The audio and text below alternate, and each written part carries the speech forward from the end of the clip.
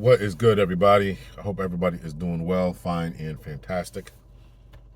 Doing well, fine, and fantastic. So, I'm going to drop this real quick because I got a request to talk about my why I left the police department, and how I transitioned to another job, and I think that that's a good question because I know a lot of people are looking to get out of their jobs and try to do something different and all that. So, so let me try to talk about it a little bit. Um, First, I enjoyed my time as a police officer. I know people don't often think about that, but I had people would always ask me, how you like the job and stuff when I was working. I had friends I grew up with in high school, see them. Man, I heard you're a cop now, man. How you like that? I'm telling you right now, I loved it.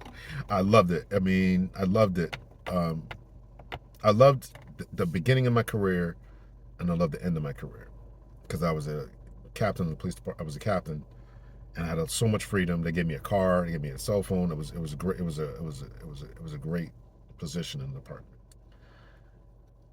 My early years as a patrol officer, right? We were running the call, and it was just fun. It was fun working the midnight shift. We had a lot of fun, and then I started to have a little bit more fun when I was a sergeant because I had a little bit more freedom. Went to the same calls. I got to go all the juicy, spicy calls as a supervisor, but I didn't have to do the paperwork. So that made it a little bit more fun. I just had to supervise and make sure the people were doing what they had to be doing. And then the middle of my career was not good, but it was the middle of my career when I was saying lieutenant, that I really decided that I need to do something when I get out, because now I start to look at the middle of my career, which were around the 10-year mark of my time in the police department. I started to see that you start to know that one day it's going to end, right? And at that time, we still had 20-year retirement. We had still a 20-year retirement. That's since been changed to 25 years. But they let firemen, firefighters leave earlier because who wants a 60-year-old cop or 65-year-old cop coming through the door, right? So if you start when you're 25 or so, let's just say you do 20 years, you're 45, right? Still should be in relatively good health. So that type of thing, I start to realize, okay, what am I going to do when I leave here, right? What am I going to do? So, and I knew a lot of guys who had retired, and they, I don't want to clown anybody, but they had become security guards and all this kind of stuff. I'm like, I don't want to really kind of go back in my life. So then I saw a couple of people who one became a teacher. So I'm like, so I'm thinking, and then there was another guy. He was actually the motivator for me to go get my doctor, because he became a doctor. And everybody's like teasing him, calling him a doctor. And I'm like, why is everybody calling this guy a doctor? So sure enough, he had got his doctorate. I'm like, cops get doctorates? So I'm like, oh man. So I went back to school. I finished I got three degrees in 6 years. I finished my associate's degree, went straight to my bachelor's, finished, because you have associates, you only had to do 2 years and get my bachelor's, and then 2 more years, and went straight into my master's degree, and that was a year and a half. So 3 degrees in 6 years, all because I'm planning ahead. I'm making this video to talk about planning ahead, planning your future. So, so I left the PD, and I got my degrees, and I'm trying to kind of navigate where I want to go. And then one day I went to this, there was a lot of, unfortunately, police officers often, well, not often, but I would say routinely self-delete themselves. Pressure, financial ruin, those are the two biggest things, right? They can't handle the pressure. Things are going on. Their wife it's left them, and they're going through a divorce, and that is those are big factors. And of course, the post-traumatic things, a lot of times they see little babies die and all that kind of stuff, so they can't handle the pressure, or they can't, or their family situations are all messed up, so they end up offing themselves. So we had gone to a seminar about this, right, and how law enforcement really kind of messes with people's heads, and there really ought to be more work and more effort behind that. So there's a PhD who was himself a former police officer, former sheriff's deputy or sheriff, I don't know, um, from the Southwest. I want to say from the Arizona area. I'm not exactly sure. And so he's doing this presentation. He was good. He was funny. I'm like, and he gets it. Cops don't listen. You're a therapist. You would think you can walk into a police department and just start talking about stuff and therapy this and therapy that and data says this and they are tuning you out. They are tuning you out. Unless you have worn the uniform, cops will not listen to you. So this guy again wore the uniform, and I know I'm wearing the uniform, so I'm like, all right, well if he can do that, I think I was pretty engaging and given done stuff in the police department. So I'm like, all right, I'm gonna. This is the career path that I'm gonna shoot for. This is the career path I'm gonna shoot for. So again, I think at that time either I was finishing my degree or I had finished. I can't remember exactly, but anyway, I was somewhat close to that, and I had gone to school for a master's degree in psychology, forensic psychology, to be specific, forensic psychology. So that's what I got. So I'm like, all right, well, I'm running on a career path. So now, starting to come to the end of my career, right? And I'm starting to make some plans, right? And then one day we're having game night at my house, and the kid and there was a question about, I think we were playing the game of life or something like that, and there's a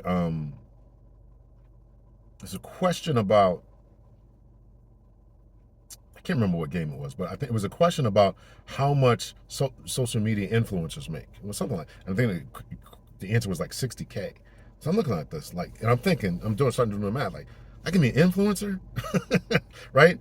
When social media, YouTube and stuff, make 60K or more.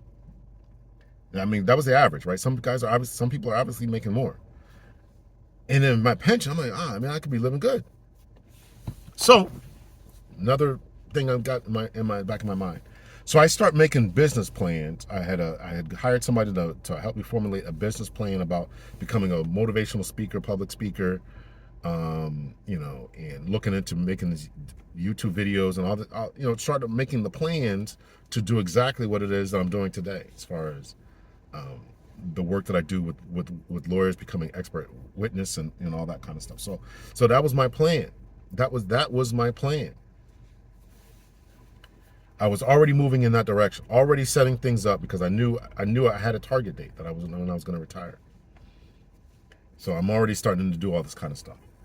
So then, when I was 45, I had come down with a bad case of the clogged arteries and triple bypass. So I had a triple bypass, and so then I'm ready to return to work. I took a few months off to recuperate, right? Burn a bunch of sick days. And actually, they reimbursed me, and I ended up getting, so I didn't end up taking sick days. I got reimbursed for the sick days because different thing that happened with cops. So they charged that to an injury on the job. That was another thing about. I think that has since changed, but that was definitely a good thing for me at that time. So so now I'm about to return back to work. And there had been some changes in the police department. And there was another thing that I had gotten. So there was a guy in my job who had gotten passed over for a higher position. And if he got that higher position, they would have filled me contractually with that position. So when he got passed over, because of internal politics and all that kind of stuff, I saw that the writing was on the wall for me that I wasn't going to go any higher in the police department. Because of internal politics, it's not always what you know, but it's who you know. So I decided, because of my physical, what I had gone through physically, I already had a game plan in place, and the fact that I wasn't going to go any higher in the PD, it was time for me to retire. Now, in that time that I retired in 2019. I had said to myself, I was still kind of giving myself a little bit of time to recuperate, but I was saying to myself, I'm gonna take some chiefs tests. I'm gonna try to become a police chief because I missed the job. I told you I enjoyed the job. So I started filling out applications, and then lo and behold, we get COVID, and then we get George Floyd. So there was kind of a freeze that went on within police departments. There was kind of a freeze that went on in police departments for a little bit, right? But now, the longer you're out the game, it takes, remember, we were frozen out for 2 years, or kind of locked down for 2 years, roughly. So now, now 2019 to 2022 or so, I'm out the game for 3 years.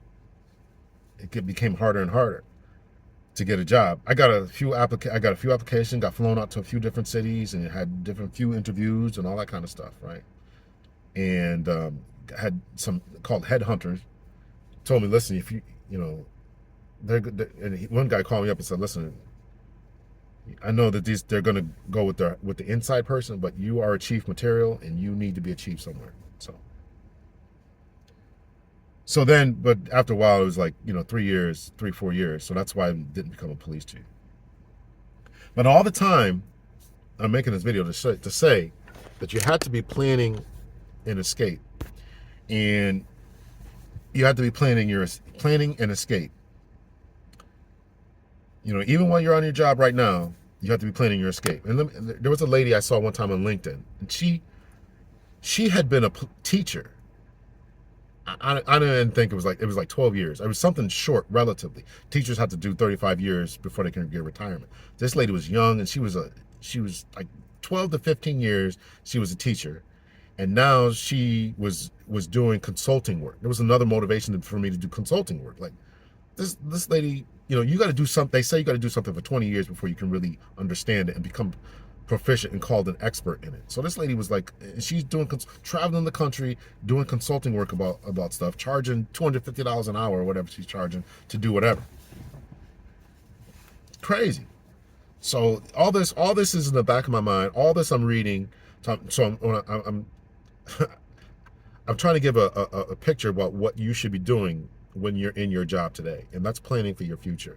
Another thing that I was also doing was I was becoming more conscious about our community. Remember, I went to school for forensic psychology, so I'm studying psychology. I studied psychology, and I'm studying not only the textbooks, but I'm reading Amos Wilson. I'm reading. That's when I first started being introduced to Dr. Umar Johnson, because he's a psychologist, right? So I'm studying the same stuff that they're studying, and of course, there's another aspect to it, black psychology, right? What's going on here with black people? Why are we like this? I'm doing forensic psychology, trying to study what's going on with the criminal justice system and people, and black people in particular, right? Our arrest rates, our recidivism rates, our returning to prison rates. I'm looking at all that. I'm looking at all this information, writing papers about it. Who's the other person? Bobby Wright. All these different. Although I just recently, what's his name? Jufu, can't remember his name. Dude from the 1980s, another psychologist. So never heard of him before, but I just started getting to him now. But I'm starting to read all these different black psychologists and stuff. Kwame and Jufu.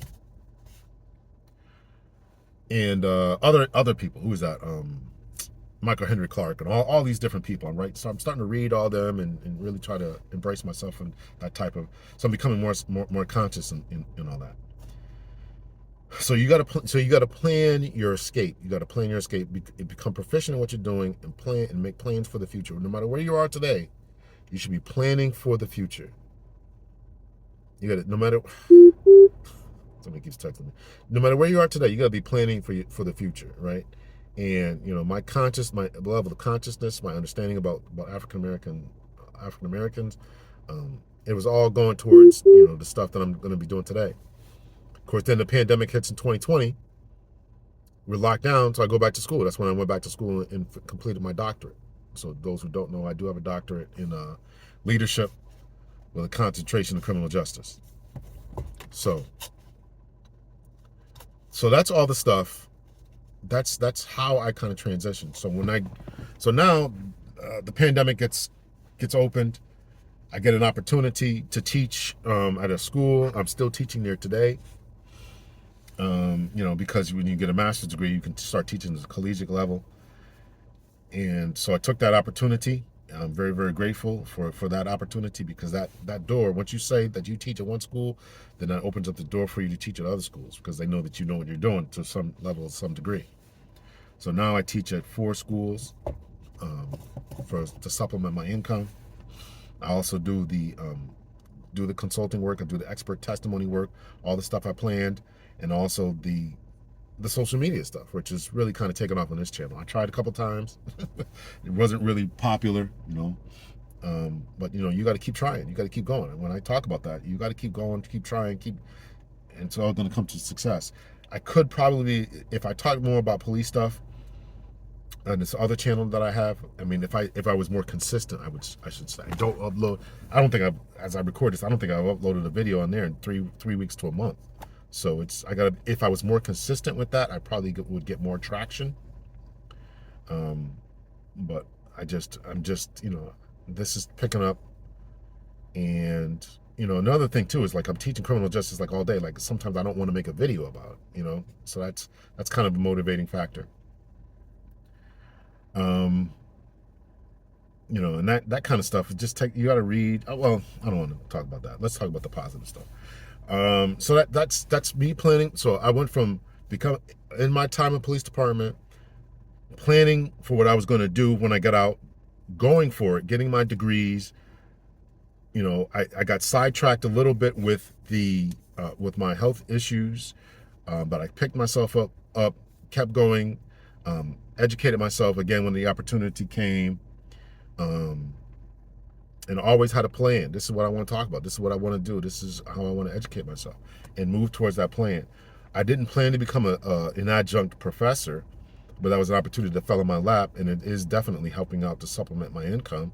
My business is growing slowly, consulting business, and that's why I still do the podcast and all that kind of stuff, to put my name out there and all that. I did get, it's still growing, and still a lot more I want to do. I like the expert testimony work. If somebody wanted me to come in and do public speaking and motivation for police officers, or to assess their leadership skills and all that kind of stuff, or do leadership training, I certainly would do it. Again, that's what my doctorate is in, leadership. So if anybody wants me to do that, even not law enforcement, corrections, or just Wendy's, all that kind of stuff, right? I could certainly go in there and talk about that, because that's, I studied business. And then I got a opportunity to teach at one of the universities, or take a role as a faculty at one of the universities. I talked about this. When you do a good job, people like you set yourself up. So they called me up. So one day I was sitting at lunch, and I taught a class, and I would go get something to eat before I went home. So I would go to the cafe, go get something to eat, and I sit down, I greet some people, hey, and they say, and then I literally had just finished my doctorate, literally.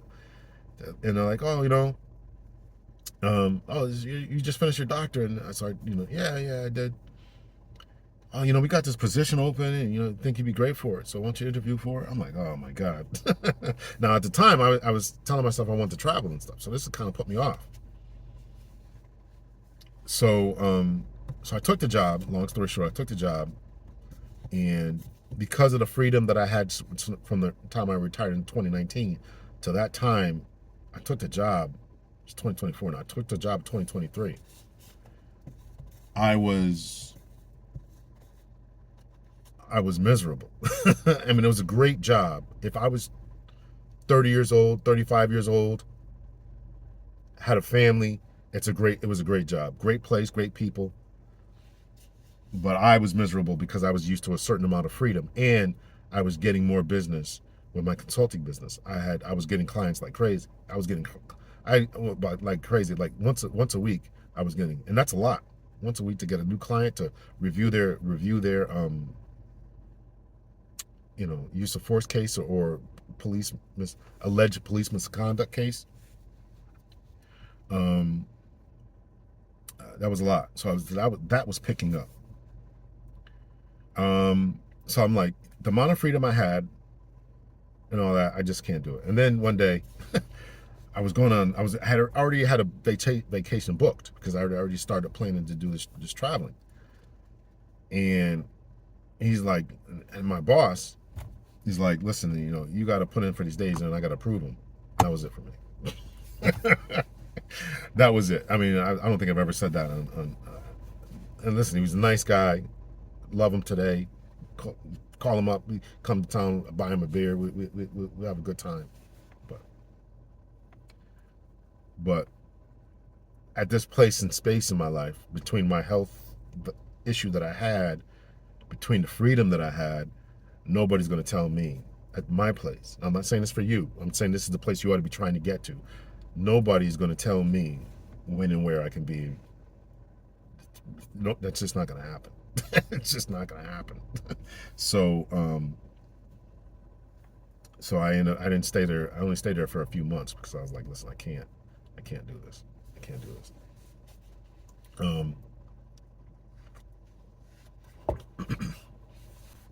So that was me planning it. So again, just to kind of recap my transition, you have to plan your escape.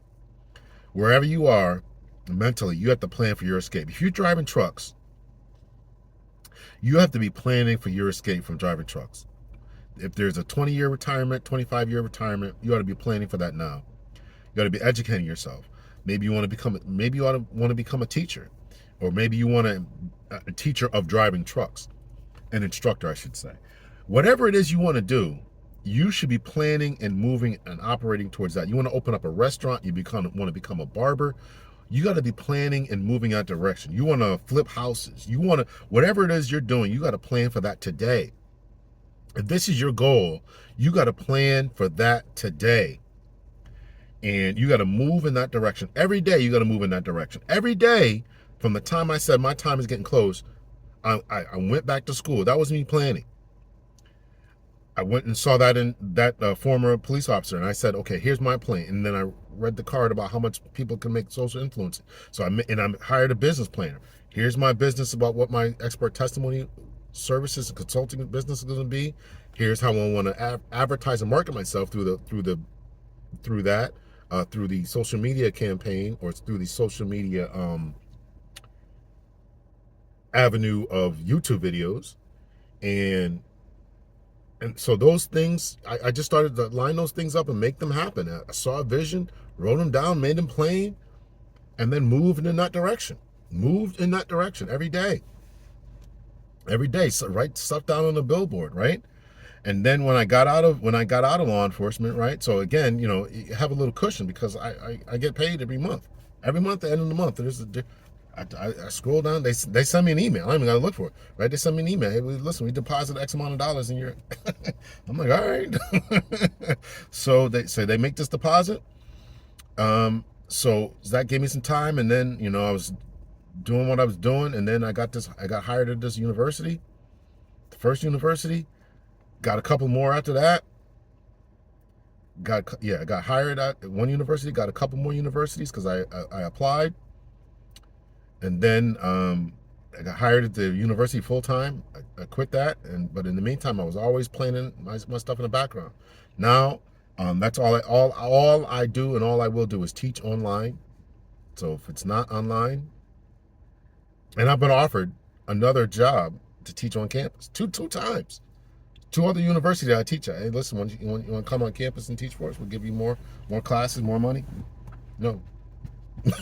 No, I don't. No, I don't. And I know they need more black presence, black male presence, black male professors. I know they do. I talk about it. You've probably heard me talk about it. I know they do, but no, I don't. No, I don't. I did the meetings thing. I did the pressure thing of being a lieutenant and a police captain, and being called on a carpet and being chewed out, and being setting up stuff, and being responsible for this and responsible for that, and doing this and following up and yelling at other subordinates underneath me. I did all that. My life is very, very. Again, with my condition, I have to make sure that I'm living a stress-free life. That's why, again, I want to leave. I want to leave the country. I don't want to sit in traffic. It stresses me out to sit in traffic. It stresses me out to try to get someplace you can't get to. I want to live a beach life. I want to go live someplace that's close to the beach, in some condo, walk downstairs, walk less than a mile, and then be on the beach. Be in a place where there's good, fresh food without chemicals in it. That is the life that I want to live. So I don't want to be on a college campus. I don't want to be at a business. I don't want to sit in traffic trying to get someplace. Don't want to do it. And I planned for this. I planned for it. So if you're in a job that you hate, what are you doing to get out of it? Are you planning your escape from that place? It's terrible to be, it's miserable to be miserable. And I wasn't miserable at the PD. I wasn't. I tried to get back in and become a chief. I told you that. I wasn't miserable. But if you're miserable in your job, you got to get out. And you got to plan for that. You can't just quit. Right? You got to eat. You know? So when I was miserable in that full-time job that I took, even though it was a good job, I was miserable because of the experiences that I had. I really want to say this correctly because I don't want them thinking I was mad at them or anything. But it was just the place that I was at. I did the meetings. I did the Zoom calls. I don't want to do that anymore. To the best of my, if I want to get up and go to a doctor's appointment or go grab something to eat, I don't want somebody saying, "Hey, you know, where's this guy at? Where's he at?" I did all that. So what are you doing to plan your escape? What are you doing to plan your escape? Are you educating yourself? Are you working on these type of certificates? Do you want to become an instructor? Are you looking into how to flip houses? Are you looking into how to make money online? Are you looking into whatever it is, can you monetize your hobby? That's the biggest thing.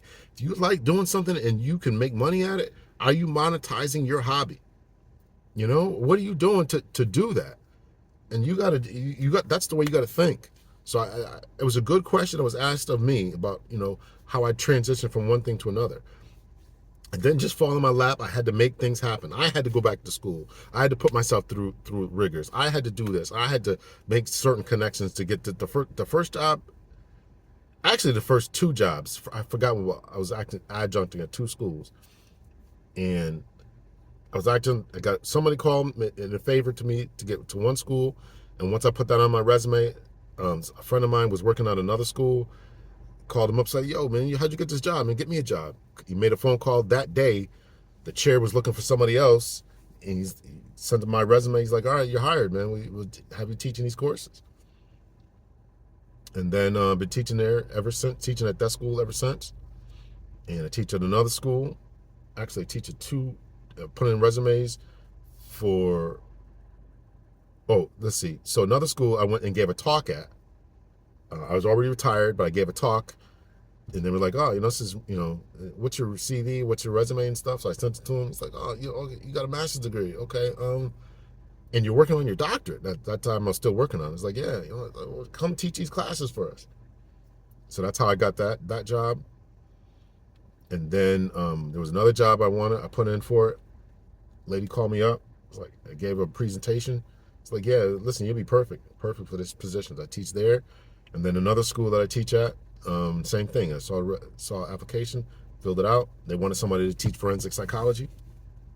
Filled it out, and now I teach there. So it's 4 different schools I currently teach at right now. But you got to plan for it. You got to make the moves. You got to put yourself in a position. 2 things: put yourself in a position academically, whatever that looks like, whatever qualifications you need to be in that job, you got to put yourself in that position. And the second thing is you got to make the connections. The first 2 jobs I had were because of connections. Last 3 were not. Last 3 places were just me putting out applications. But because of the first 2, people putting in a word in for me, I got those jobs. So you got to make the connections. It's all about connections. So you got to make that. So that's a 29-minute synopsis about how I went from one job, how I left the police department and went to another thing. And still motivational. If anybody's looking for a motivational speaker or give a presentation on leadership or to talk about, police type of stuff, I'm definitely down for it. Just hit me up and we'll work out the details. So, until next time. Much love and peace. Let me know your thoughts and your opinions. Are you planning your escape? Tell me that. How are you planning your escape?